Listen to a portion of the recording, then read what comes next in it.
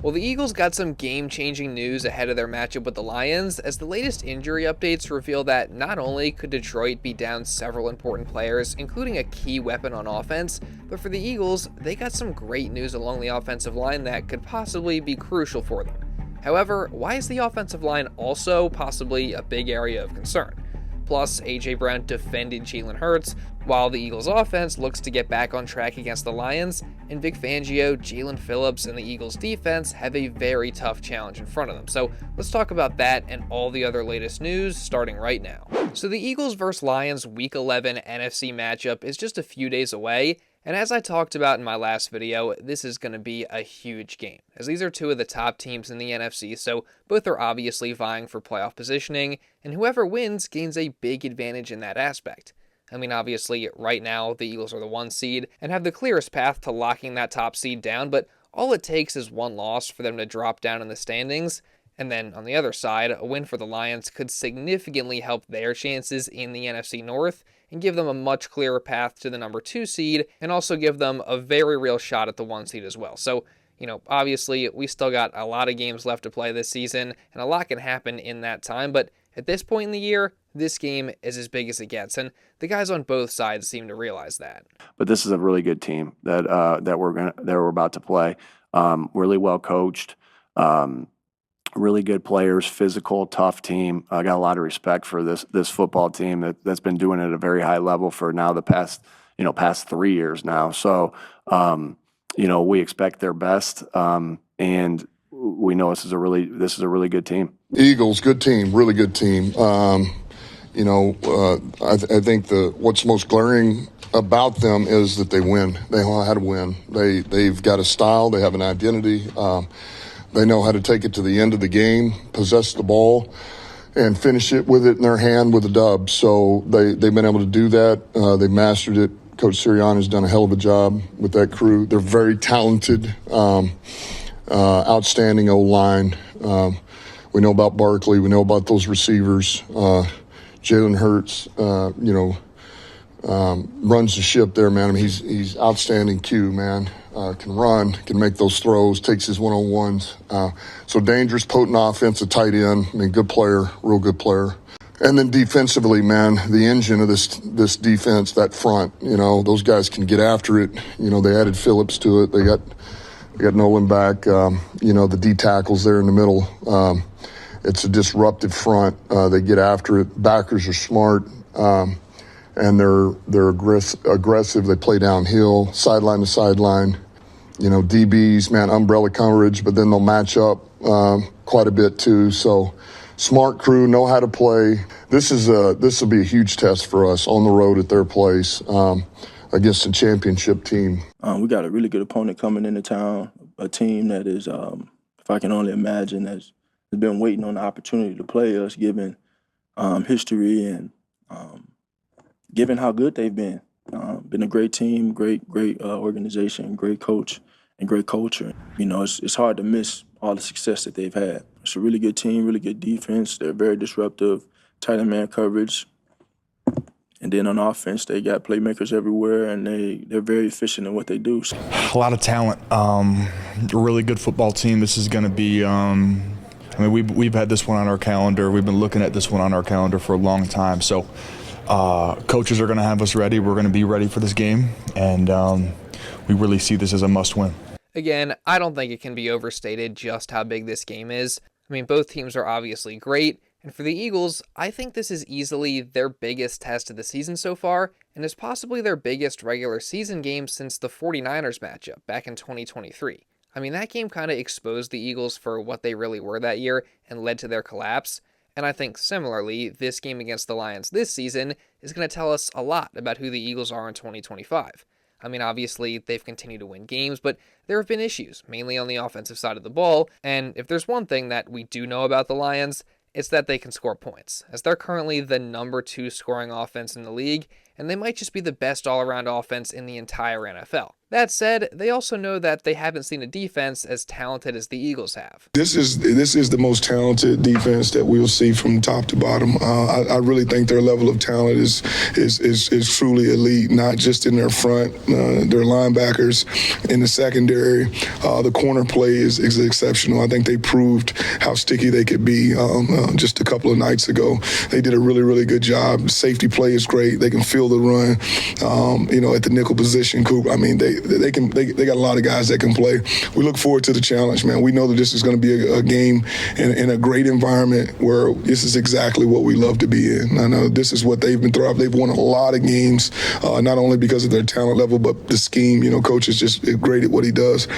And then the environment, so that's a three-pronged spirit right there. That's pretty impressive. But talent level, definitely the most talented group that we've seen. They're sticky, they're physical.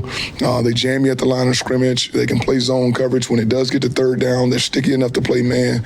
So, he has a lot of weapons. There's no question that this Eagles defense is extremely talented, and they have been trending in the right direction recently. I mean, they just played their best game of the season against the Packers, and obviously the addition of Jaelan Phillips and the returns of Nolan Smith and Brandon Graham seem to have taken this pass rush to the next level. And actually, Vic Fangio just got to speak on the addition of Jaelan Phillips for the first time on Thursday following his awesome Eagles debut. And safe to say, Coach Vic is pretty excited about it. It's our first time speaking with you since that trade. What was your view of the acquisition and your background with him?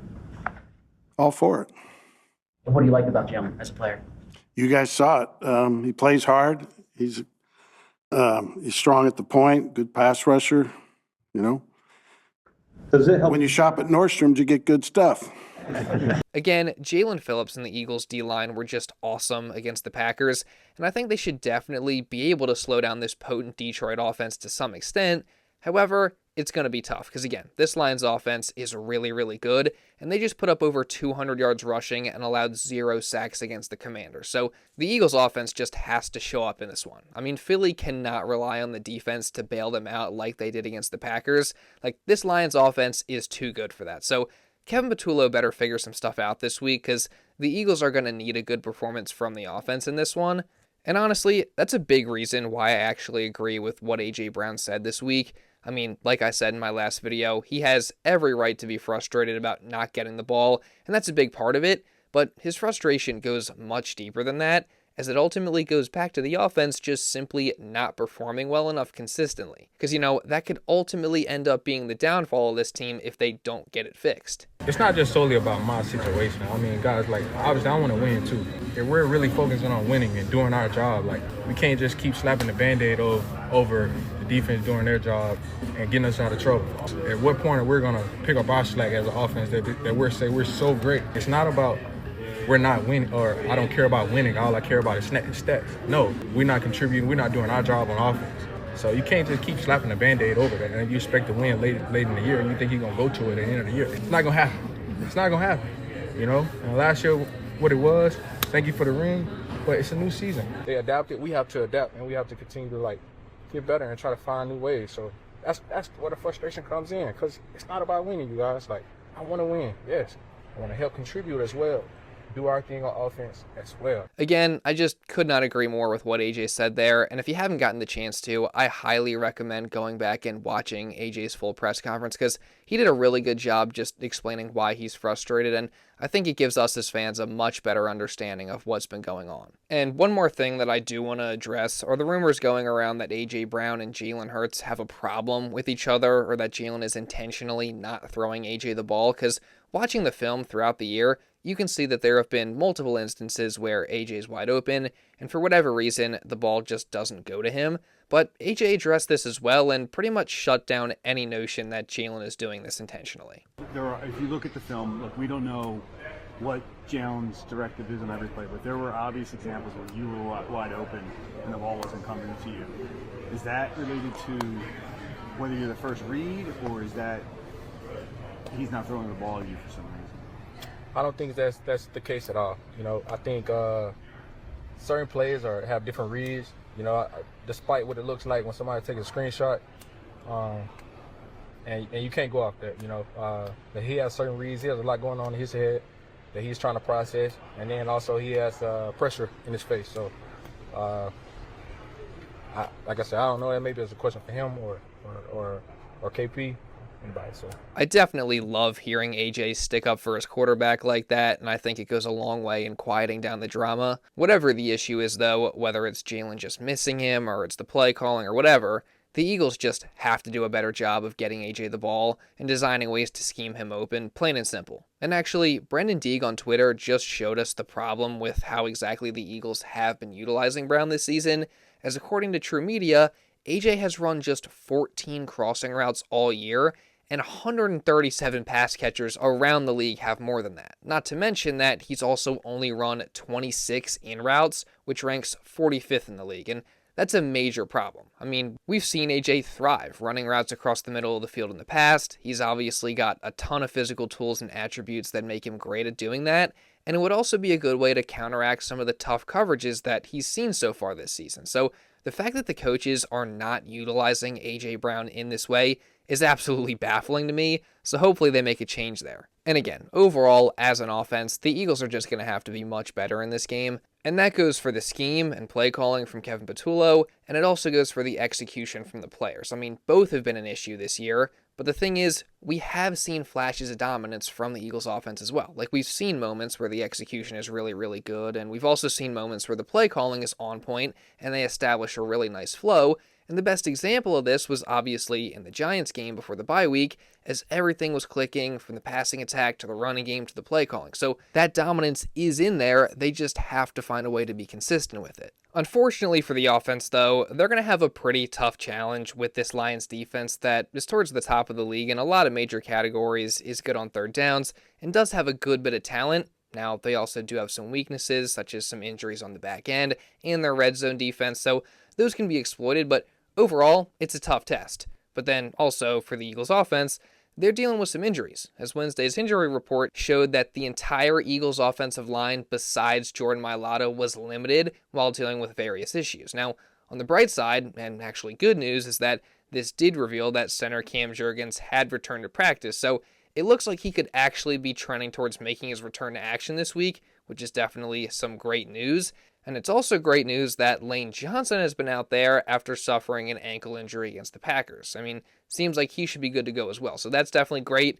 And overall, I don't really expect any of these guys along the offensive line to actually miss the game on Sunday. But that said, I also do think there's another side to it, in that the offensive line is very clearly banged up right now. And I think just looking at this season as a whole, that's been one of the biggest problems that the Birds have had. And I honestly think it's flown under the radar because of some of the other issues that the Eagles have had, but the Eagles O-line just simply has not been as dominant as we're used to seeing from them this year, in large part, I think, because of the injuries.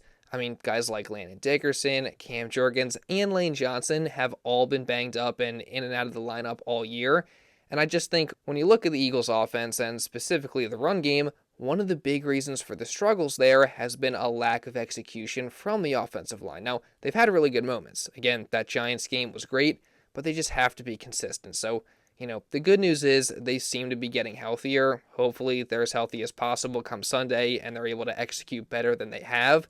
But again, just wanted to shed some light on that because I really do think it has been one of the Eagles' biggest problems all year. But if that changes and the Eagles' offensive line is somehow able to get as close to fully healthy as possible, then that could really go a long way in helping solve some of these problems that the Eagles have had on offense. That said, though, the injury news for the Eagles in general is really, really good, as nobody has missed practice this week and everyone seems like they should be good to go for Sunday. For the Lions, though, it's a bit of a different story, as they're dealing with a bunch of injuries in the lead up to the game against the Eagles, and it looks like a few key players are set to miss this game, those being starting corner Terrion Arnold, who's in concussion protocol, starting safety Kerby Joseph, who hasn't played since back in Week 7, and also star tight end Sam Laporta, who's been dealing with a back injury, as all those guys have been out of practice all week so far. And while all those absences are significant, I think the most unexpected one would be Laporta. And if he really can't go in this game, then that definitely significantly hurts the Lions offense because he's obviously one of the best tight ends in the game, and he's been Detroit's second leading receiver this season. So again, if he can't play, then that's huge, but there is still a chance that he could go. So we'll see. And then same pretty much goes for all the Lions who were limited on Thursday, with some of the most notable names being DJ Reed and Penei Sewell. although I would still expect most of these guys to play. Now, DJ Reed's probably the most interesting one because he's been out since week 4 and he just returned to practice this week, so it'll be interesting to see whether the Lions feel comfortable having him make his return this week or they want to wait a little bit longer. My guess is he probably doesn't play, but again, we'll see there. And then on top of that, a big surprise on the injury report for the Lions was star edge rusher Aidan Hutchinson, as he missed Wednesday's practice with an elbow injury. But the same day, he said that it was nothing to worry about and that he'll be good to go. And then he returned to practice as a full participant on Thursday. So it looks like he's definitely going to play, and there's no doubt that he's going to present a huge challenge for the Eagles. So we'll talk more about that in my next and final video in the lead up to the Eagles vs. Lions game. So if you don't want to miss that or any other Eagles coverage coming throughout the rest of the season, then make sure you subscribe and you turn on notifications. That way you don't miss anything. And also leave a like down below to show some support because it really does help me out a ton. Let's see if we can get to at least 500 likes today. And also hit the hype button because that helps me out a ton as well. And also leave a comment just regarding anything that I talked about in this video. Also, make sure you guys go donate to the fundraiser I got going on for the American Foundation for Prevention. Again, that'll be linked somewhere below or next to this video. And if you do want to watch another Eagles video, you can check this out right here. And now with all that being said, that's pretty much all I got for this one, guys. So thank you all so much for watching, and I'll see you in the next video.